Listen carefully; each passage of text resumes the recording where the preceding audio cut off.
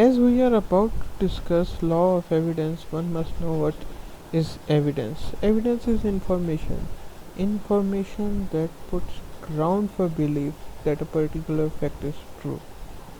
Evidence in law, any of the material items or assertions of fact that may be submitted to competent tribunal as mean of ascertaining the fact of any alleged matter of fact under investigation before it, to the end that the court decisions are to be based on truth, founded on evidence.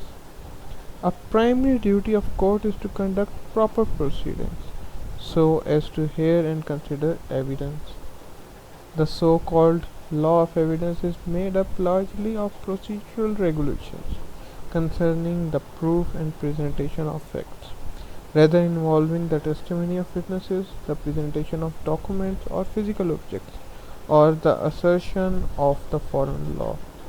Remaining rules of evidence that have evolved under different legal systems have in the main been founded on the experience and shaped by varying legal requirements of what constitutes admissible and sufficient proof.